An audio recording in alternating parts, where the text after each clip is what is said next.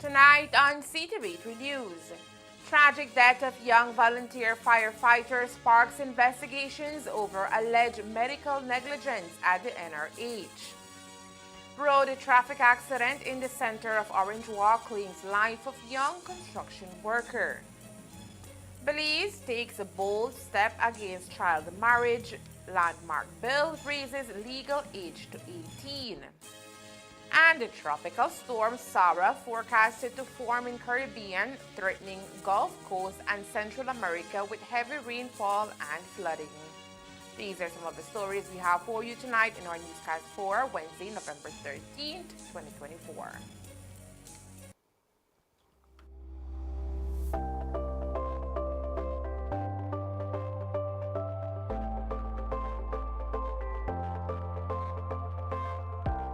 This is my first visit to Belize as foreign minister, but my fourth overall. I first came here 20 years ago. Taiwan and Belize have many things in common, and we both cherish peace and uphold the values of freedom, democracy, the rule of law, and respect for human rights. And based on these solid foundation of common ideals and mutual interests, our friendship has continued to flourish for 35 years.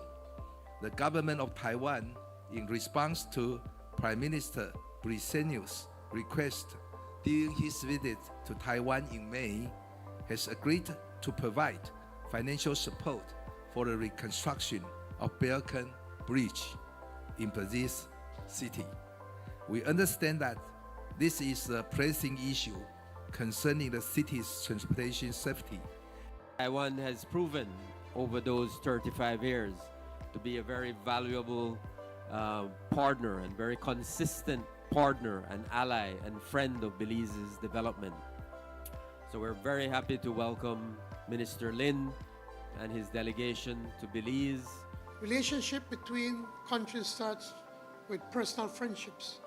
And once you build that personal friendship, then you start to build on top of that.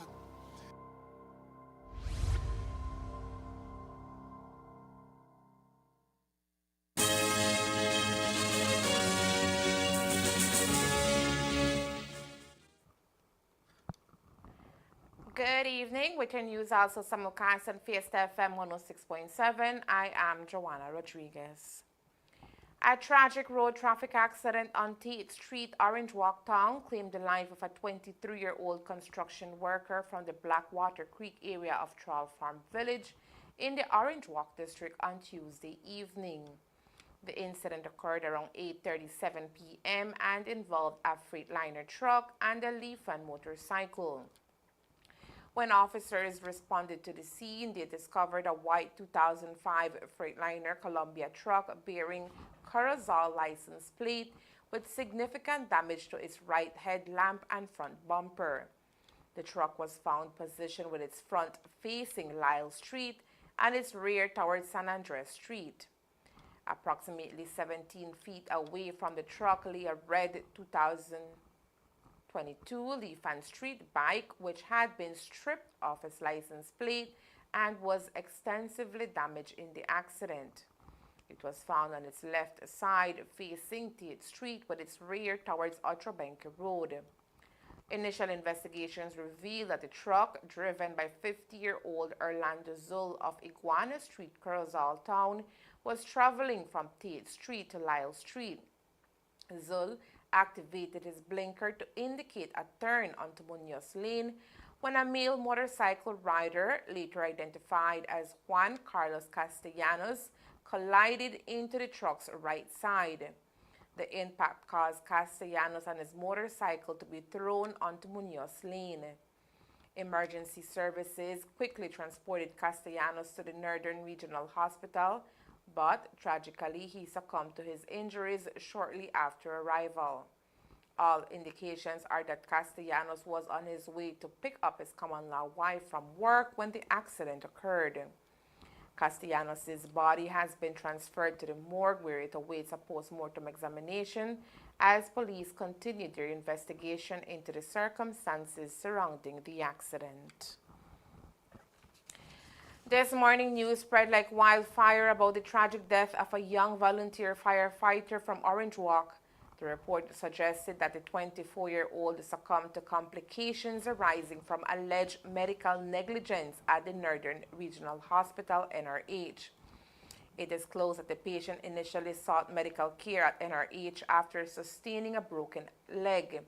He was treated, given a plaster cast, and subsequently released. However, upon experiencing persistent discomfort in his injured leg, the victim returned to the emergency department, only to be advised by medical staff that his symptoms were normal and not a cause for concern. Concerned for his well-being, the victim returned home but was later rushed back to the hospital due to a high fever that developed overnight. In a shocking turn of events, upon removal of the plaster cast, medical professionals discovered that the victim's leg had progressed to an advanced state of gangrene, a condition that can result from untreated infections. Sadly, the young firefighter passed away this morning at the Carl Houston Memorial Hospital, but not because of the conditions alleged over social media. According to Regional Health Manager Felix Rayburn, the patient did visit the NRH, but it was not due to a broken leg. We have reached out to the family and we have reviewed all our documentations that we have in this regard to try and ascertain the details of the incident. Okay, so you're disclaiming anything at this point in time that is over social media? Right, so there is no fracture, there is no gangrene. The individual arrived to the emergency for another complaint which is not related to the injury to his foot.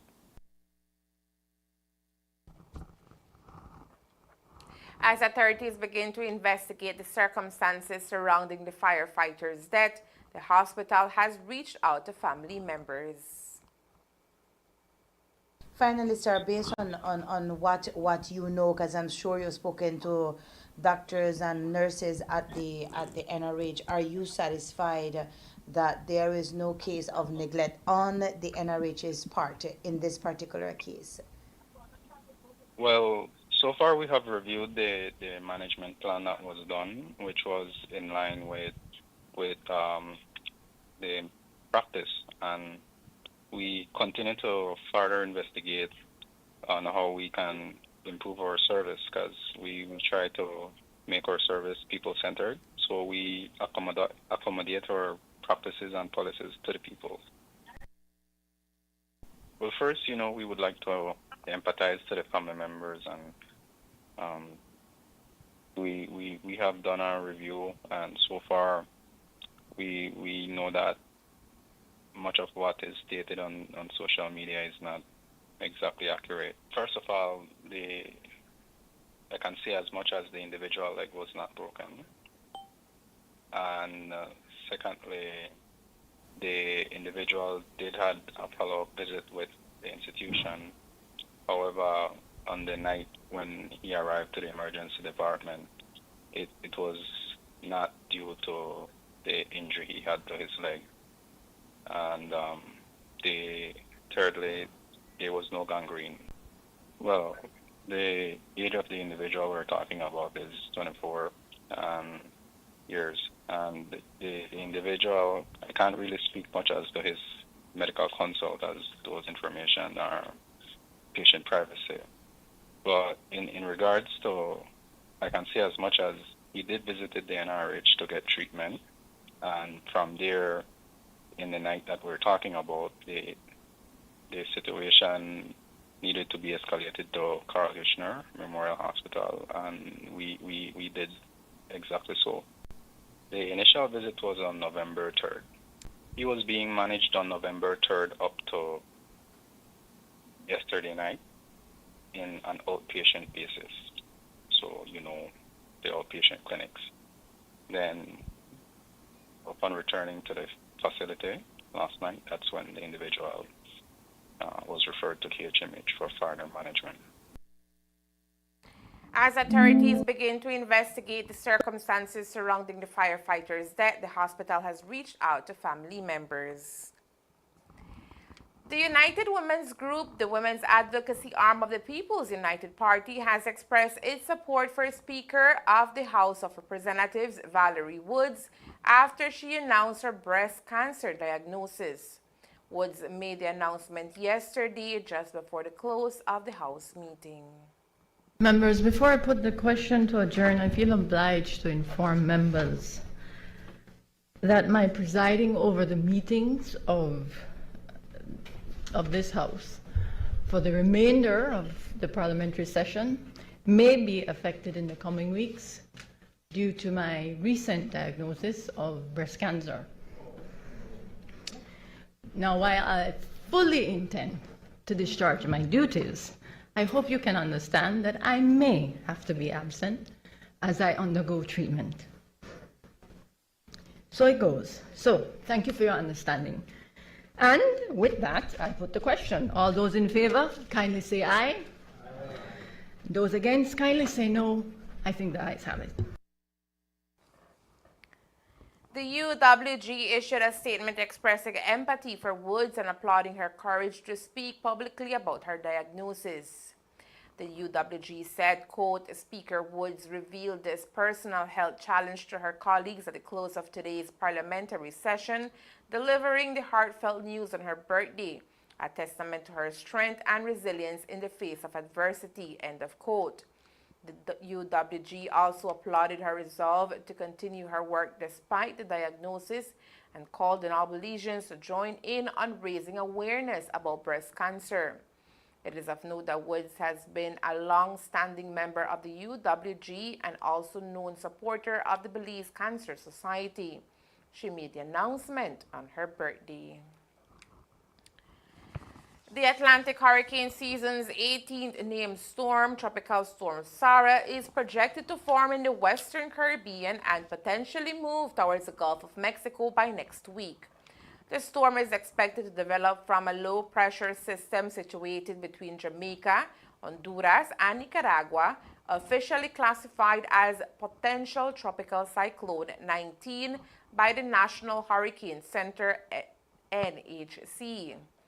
As of Friday morning, the NHC has mobilized Hurricane Hunter aircraft to gather detailed information regarding the system's development and potential trajectory. Alerts have already been issued for parts of Central America, where tropical storm and hurricane watches are in effect, warning residents of possible severe weather conditions within the next 36 to 48 hours. The forecast for Sarah suggests that the storm could intensify while moving over the warm Caribbean waters, coupled with low wind shear that typically favors cyclone development. If the storm remains over the open waters, it holds the potential to evolve into a hurricane. However, the threat it poses to coastal areas is equally significant. Models indicate that Sarah could shift closer to land, impacting vulnerable regions in Honduras, Belize, and Mexico's Yucatan Peninsula. One of the pressing concerns is Sarah's slow movement. This could result in prolonged heavy rainfall, heightening the risk of flooding and mudslides, particularly in Central American nations already susceptible to such weather phenomena. Looking ahead, meteorological models suggest that Sarah could begin to veer northward towards the Gulf of Mexico by Tuesday, with trajectories hinting at potential landfall in Florida or western Cuba by Wednesday. The storm's interaction with a cold front may indicate its final strength, with forecasts ranging from a comparatively weak storm to a robust tropical system that could pose a serious threat to the coastal regions. Of note is that NEMO will host a press conference tomorrow at 9 a.m. As the United Democratic Party, UDP, gears up for pivotal 2025 general election, internal conflicts are threatening to fracture its unity and undermine its electoral strategy. Heightened divisions within the party have surfaced, exacerbated by the recent formation of a rival political group, the Alliance for Democracy, spearheaded by influential UDP figures, including Tracy Panton. Political analysts predict that if the UDP is unable to reconcile its internal disputes, it could face significant challenges in the upcoming election, for which the Prime Minister is yet to set a fixed date.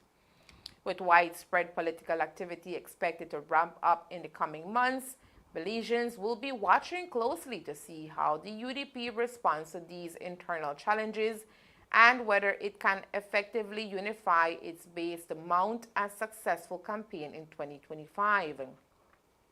But while the UDP is dealing with its internal affairs, Prime Minister John Briseno says the PUP is focusing on fulfilling its mandate instead of early elections. Going to win, but they believe that once we have the election, things settle, then they can settle their own internal affairs. So they're looking at elections for that. And yes, if I was another kind of politician, I'd probably have called elections 6 months ago. But it's not about that. It's about doing the work that you are elected to do, and I take that very seriously. And I know sometimes we joke or in the house and whatever, but this is an awesome responsibility that has been entrusted on us and me as the leader and the Prime Minister. So I can't be gloating. I can't be boasting about this whole thing. I'm looking and saying, okay, when do you think would be best to be able to hold the elections? And yes, like a politician, I also have to think when is best so that we can have an advantage on winning. If I don't say that, then nobody can believe me. I say, So it's, of course, that is part of the calculus. But right now we still have a lot of work. That's why I was saying that we are not going to call elections in 2024. Anytime in 2025, we will be able to call the elections. So I tell everybody, get ready. But you should have already been ready from day one, because you don't win elections on election day. Is the work that you've done all over these years. I always tell my colleagues, make sure you visit your people, talk to them, respond to their messages, respond to their texts, to their calls. Try to see how best you can help. Don't get caught up in the trappings of power of being a minister, having a driver and a vehicle and trips abroad for meetings. And abroad they praise you for the wonderful work that you're doing in your ministry. All of that is fine, but it is meaningless if you don't continue to have the support of your voters. So it's important to keep your feet on the ground and don't get carried away. Up next, celebrating resilience, 2024 Cator Games kick off in Panama for athletes with disabilities. Stay tuned.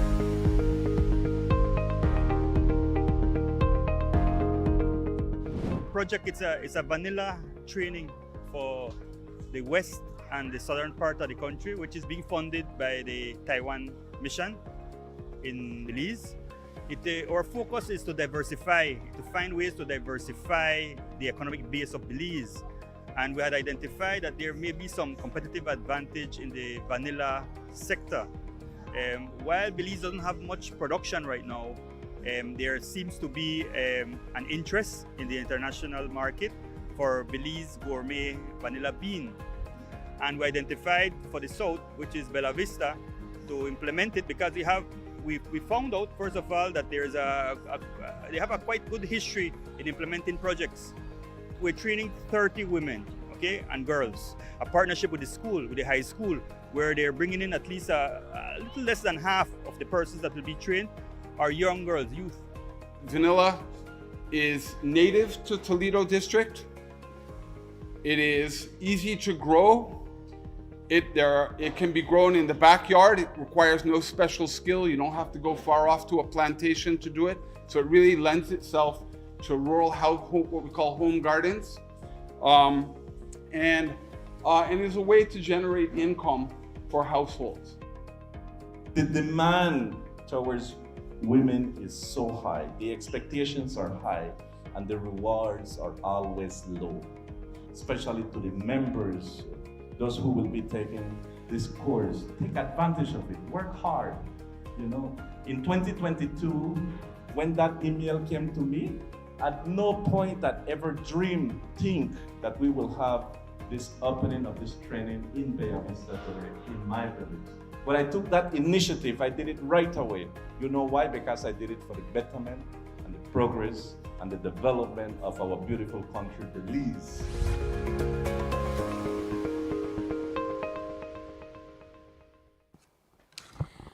In a significant legislative development, the government of Belize is taking a strong stand against child marriage, a practice that has long persisted globally and locally. Under the leadership of the Bruseni administration, strides are being made to amend the country's marriage laws with the goal of protecting the well-being and future of its youth. Currently, the legal age for marriage in Belize stands at 16, provided that parental consent is obtained.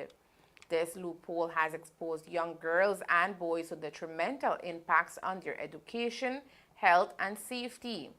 However, in a bold move hailed as one of the most progressive actions in Belize's recent history, Bill number 10 was read for a second time in the House of Representatives yesterday.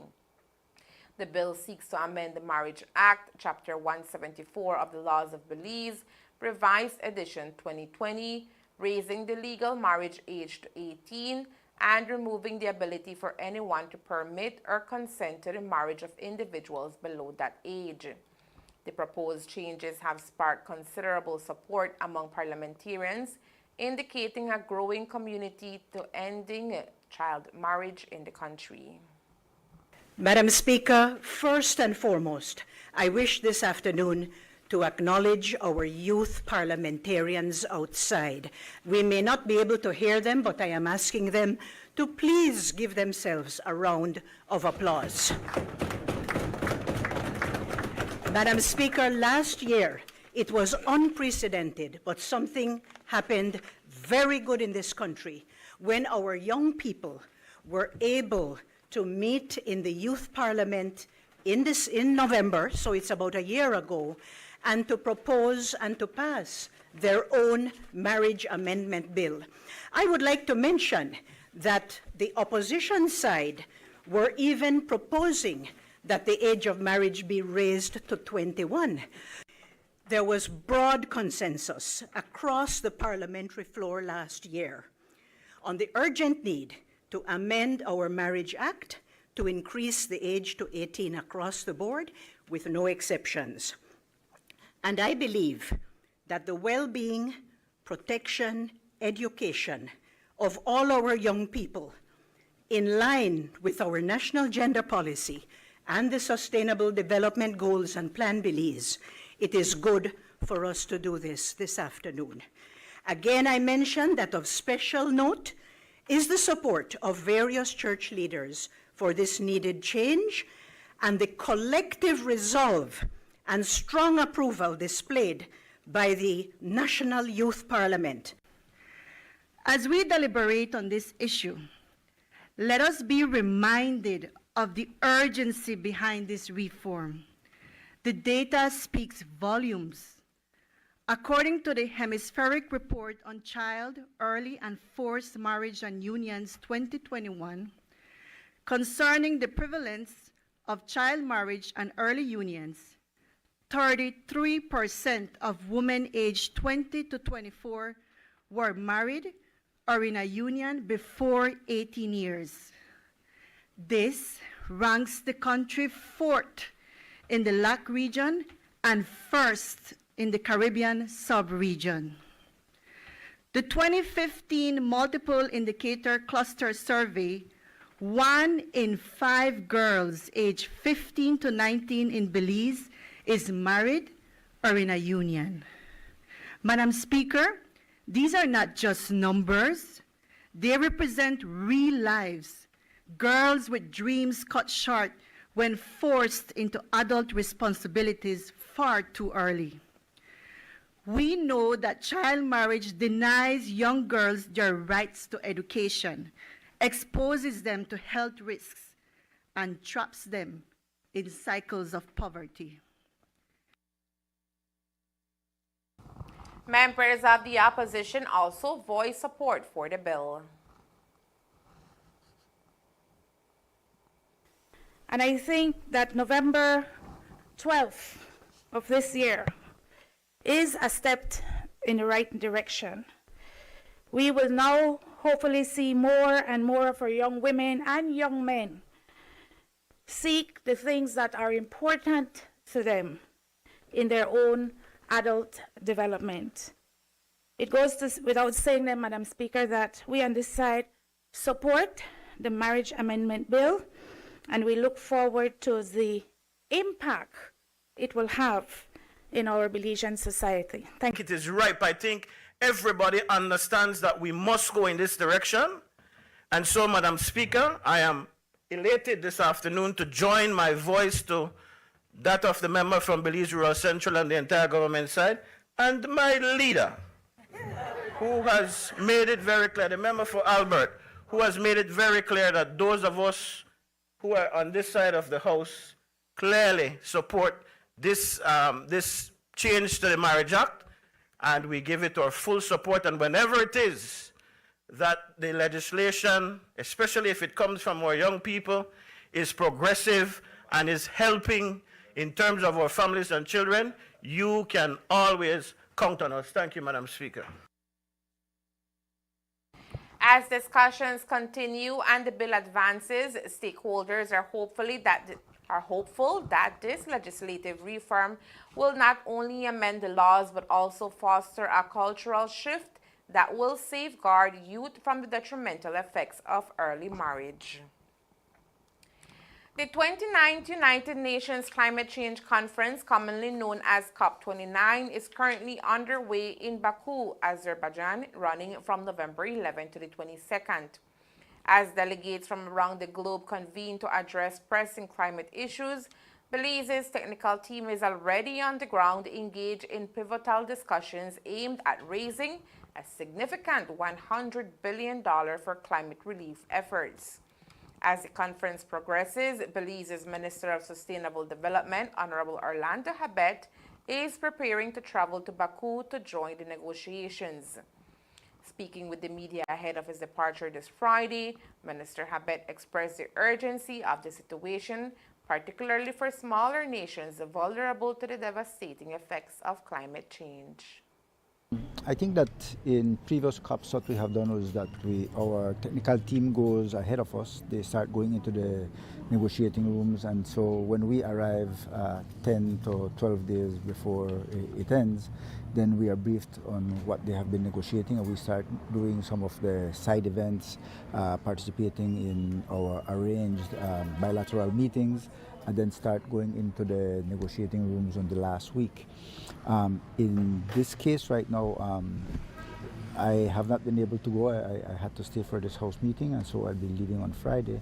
And the last week, which will be next week, is when most of the negotiations will reach the stage where, when it can't go farther based on the negotiators, then they call in the high level, which will be the ministers or prime minister if they are present. So my responsibility, though, apart from Belize, is that I have been selected to champion the cause for AOSIS and CARICOM, and of course CARICOM are also considered small island developing states, and so we are members of AOSIS. So our job will be to still seek out the possibility of advancing the NCQG to see how we can upscale the financing that is coming through for climate change, and make certain that we try to get as much as possible. As you realize, the past finance goal was $100 billion per year. Now countries are saying that is not enough. It took too long to obtain that $100 billion. So they're trying to see how else we can do it. Habet pointed out the disparities in funding commitments, acknowledging that the target of $100 billion per year is already seen as inadequate by many developing nations. The Paris Agreement has this Article 9, which goes 9.1 to 3, I think up to 0.9, where it clearly states that developed countries will contribute the financing for developing countries. It also states that These finances have to be transparent, so you have to know where it's coming from, where it's going, how much it's supposed to go to mitigation, and we are advocating that more money are supposed to go to adaptation. And of course, we want to also look at the position of the loss and damage fund. In Dubai, the loss and damage fund was established. It is going through the World Bank as the financing institution. I think the host country would be the Philippines, and also that they already secured the position for the CEO. However, as we all know also, that funding is just a little bit over $400 million, which is nothing. So what we are going to do as AOSIS, one of the things we're trying to push is that it be part of the NCQG, the new collective quantified goal, so that if it goes in there, then there is a bigger possibility that those monies for loss and damage can be really scaled up instead of being where it is at present. Based on the way these agreements are framed, especially the 3 Rio Conventions, they are binding. But I don't know how binding it is as to take it to court. For example, Belize joined Samoa and some of the other small island states asking for an advisory opinion from the International Court of Justice and also from ITLOS, which is the International Treaty on the Law of the Sea, to see whether or not we would be able to have a claim if something like that happened, right? And we already went through the ITLOS case, and now we are preparing for the ICJ case, where we are looking at the advisory opinion, and which is really just an advisory opinion. It doesn't take anybody to court. But I don't know if any country can really take another country to court. And then in this case, the way the Paris Agreement is framed, it doesn't specify country. It says developing states are supposed to get the funding from developed states, so it doesn't call a name. So we're trying to pressure them as much as possible. We realize that there are some countries that have a lot more power, have a lot more push, and I don't know how much more we can do as small island developing states, because we are really on the receiving end of the impacts of climate change, but also on the receiving end of, on their mercy, to say the least, on the financing. Of Azerbaijan as the host nation for COP29 has raised eyebrows within the international community, given its status as a significant oil and gas producer. Critics argued that the nation's reliance on fossil fuels may hinder meaningful progress on climate goals.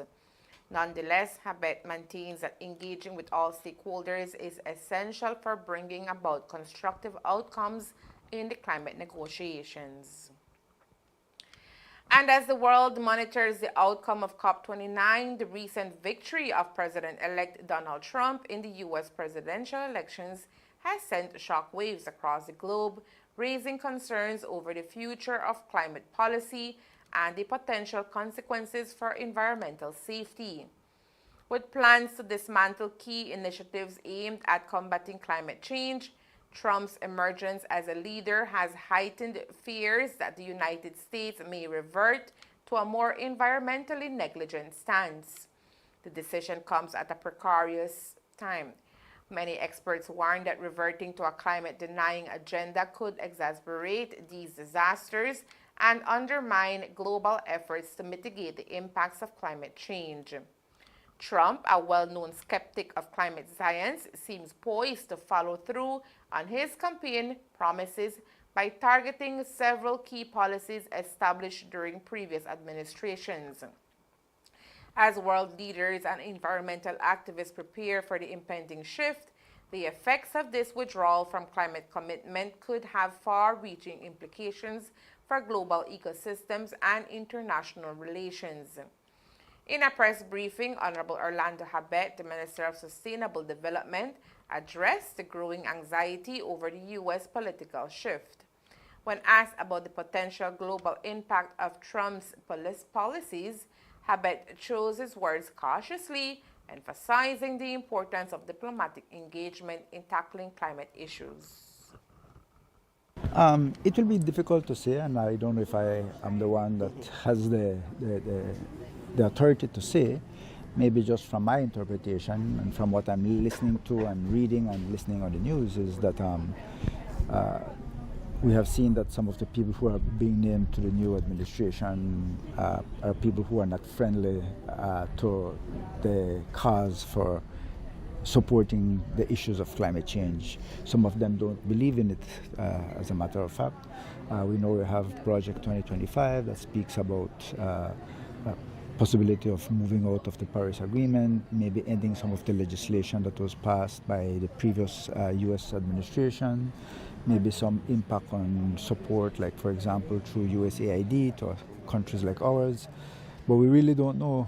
I think the new president, when he takes over, will really have to make, or after he names these people who will be in his administration, and whether or not on the first day and thereafter, whether or not they will really do what they were claiming to do just before the elections. The world is now left to wait and see.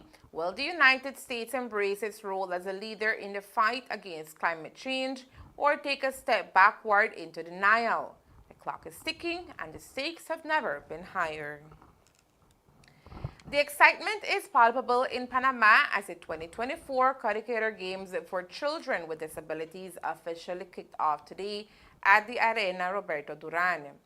Hosted by Pan Deportes, the event has attracted a total of 347 athletes from 7 countries, including Belize, El Salvador, Guatemala, Honduras, Nicaragua, Costa Rica, and the host nation, Panama.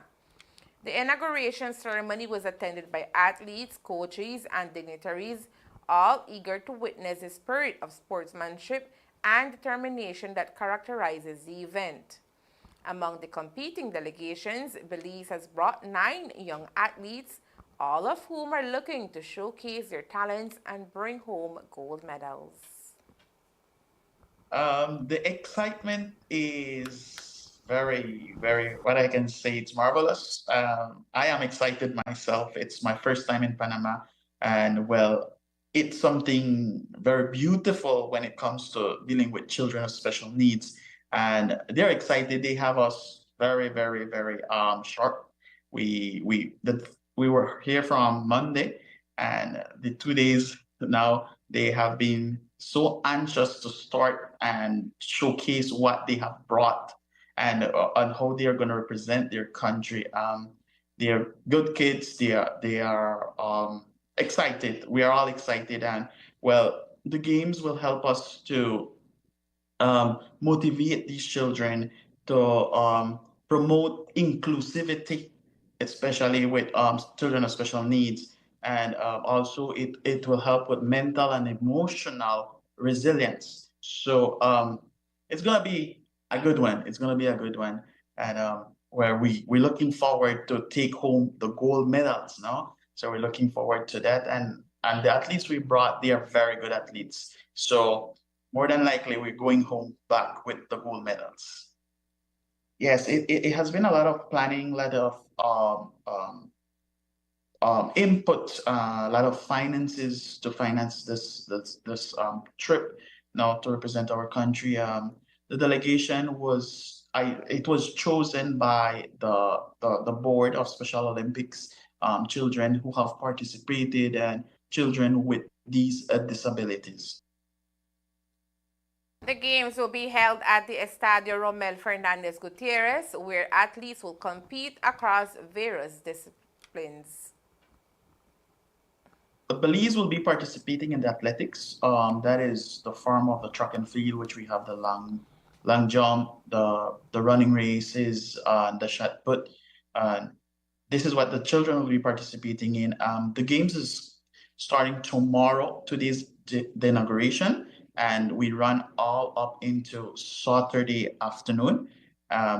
We have Sunday to prepare to leave the country, which we leave Panama, head back to Belize on Monday. Yes, Jair is the only child coming from Corozal town. We have children coming from Orange Walk and Belize City. Jair is from the village of Shaibe. He's a student from the Maryhill Roman Catholic School. Jair is 14 years old and he is a patient of cerebral palsy. He will be participating in the running race.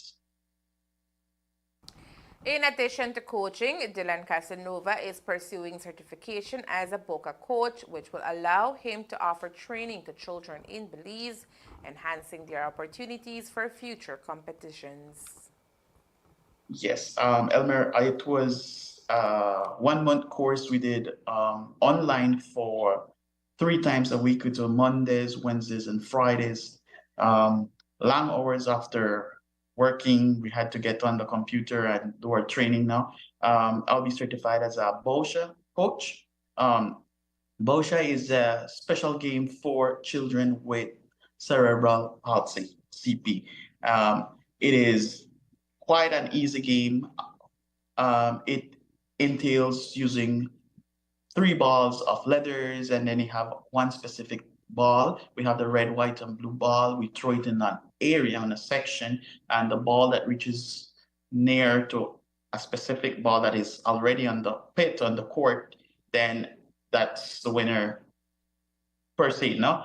So we're gonna be trained. We will do the practical during these days. We start tomorrow morning with the practicals, and then right after we get certified by Saturday. And what does it mean for your school to be certified? Well, we will be able to train these children when we get back to our country. We'll be able to train children with the cerebral palsy. So we will have the practical and we will have the theoretical to put and to make our country proud after. We'll be able to participate the next Cator Games with children with cerebral palsy. The 2024 Cator Games serve not just as a platform for sporting competition, but as a celebration of resilience and inclusion for children with disabilities. The national delegation from Belize is set to return home on Monday. Prime Minister John Briceño has confirmed that monies will be allocated for this year's Christmas Cheer program. Instituted under the Dean Barrow government, constituencies were offered funds to respond to constituents' needs in this season of giving. While the PM mentioned no numbers, he emphasized that while his government has reduced poverty in half, there are many who are still in need. We still have to, within the budget, I guess we'll have to find the money. It is it's something that the previous government start, and once you take it out of the box, you can put it back. So it is expected that we will make some monies available. So we're working on that, and I'm hoping that before the end of the month, we'll know exactly the amount that we'll be able to use for Christmas. But it is in our interest to try to help, especially those that don't have. I mean, again, I repeat, I don't want you for a minute to believe that I'm gloating. I'm not. We've done well by any measurements, by any metrics. We've done exceedingly well.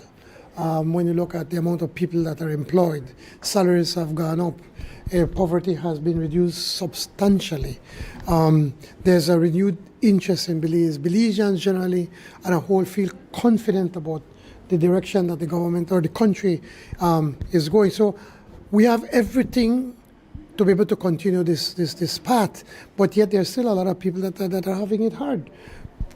Global inflation. I mean, unfortunately, President Biden and his team could not find a way how to explain inflation.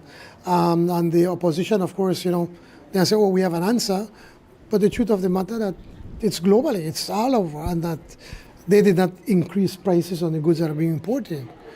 And that had a big effect on the elections in the United States. So we are cognizant of that, and we recognize that we have to continue to find more creative ways to try to help Belizeans. And we still have a few ideas that I believe that could help, especially the ones that have the greatest need. And there is more news after the break. Stay tuned. Pro FC is here. On Saturday, November 30th, Pro FC arrives at the Garden City Belmopan. Pro FC 14 Mundo versus Topsy inside the UB Gymnasium in the city of Belmopan. The main event is the lightweight championship fight between the defending champion Marvin Manley Mundo versus the dangerous Amel Topsy. We also have 9 other exciting MMA fights, including 2 more championship fights and a featured professional international MMA fight featuring the undefeated Frank McVasquez. Doors open at 6:30 p.m. and the event starts at 7:30 p.m. sharp. General admission tickets are only $30 and VIP tickets are $80 available at the event ticket booth. Pro FC, Belize Premier MMA League. Pro FC 14 live exclusively on Centaur. Pro FC 14 is brought to you by Smart, bringing people together, the Belmopan City Council, and Express Plus app, streaming entertainment. As the month of December approaches, the government of Belize prepares to hand over $1 million to the lucky winner of the highly anticipated 1 in a Million anniversary game. With a top prize of $1 million on the line, ticket sales are expected to soar as residents hope to strike it rich with 4 lucky numbers. The game, part of a broader effort to generate revenue for various government initiatives, has stirred excitement and skepticism in equal measure. According to Prime Minister John Briceño, the decision to host the game stemmed from a careful analysis of statistics and ticket sales projections. Bolido is a game of statistics, a game of chance. So looking at the statistics, the people at the Bolido/lottery believe that we can create enough hype to be able to sell more than $1 million and to make money out of it. Imagine paying, I think it's $10? $5. Imagine you paying $5, you could potentially win $1 million or $500,000 or 100,000, depends on how many people win that. For $5, people are going to go for it. I mean, I must confess, in the United States, I buy the Mega Bingo, or Powerball, whatever you call it. I pay me $2, and you know what? I come put it in my pocket. I never check back if I win. Maybe I don't win and I don't know. But here in Belize, so Belizeans know about it, so I'm sure that a lot of people, probably don't buy your number, no, they just, not sure, and Courtney, you don't buy a number, not sure, girl? And is it $1 million flat or will it be $1 million minus some taxes? No. Does Bolido pay taxes? The winnings don't pay taxes, no? Yeah, but I stand to be corrected, but I'm told that Bolido does not pay taxes. Tickets for the game are now available at local retailers and online platforms. On September 9, 2024, 21-year-old Josiah Rodriguez was involved in a serious motorcycle accident that has left him in desperate need of reconstructive surgery on his right hand. Rodriguez, a passenger on a motorcycle driven by a friend, was struck by a white Mitsubishi on Santa Rita Road, leading to a harrowing crash that could have claimed his life. The total cost for the necessary surgical procedure is estimated at $15,000, a sum that Rodriguez and his family are currently unable to cover. In response, they are organizing a turkey dinner sale to raise the vital funds needed for the surgery, which is set to take place in Mexico. Well, I'm doing this fundraiser because I have ruptured ligaments and I need reconstruction in my wrist. I need close to $15,000 for 3 procedures, 2 major procedures, and if the second one doesn't work, I will need a third one. I need, it's in my right wrist, and I have a fractured bone on the right side of my wrist. I need it. I have like shards of bone inside, which need cleaning out also. So all of that, the specialist at Mexican side told me. How is it that you came upon, having a bad wrist? I was involved in an accident on the 9th of September this year in 2024, right in front of One Stop Solutions in Corozal Town. We were coming on a motorcycle, me and a friend. He was driving the motorcycle, and someone in a white Mitsubishi just tried to do a U-turn. She was on the right side of the road and we were going left. We had our clear route. She had no indicators and she just swerved in front of us. And my friend tried to dodge the car, and he was attempting to go on the other side, but he saw that a vehicle was coming, so he tried to swerve back in, and when we swerved back in is when the car hit us from behind. And then it hit us right around where my feet was, and then that's what made us flew off the motorcycle.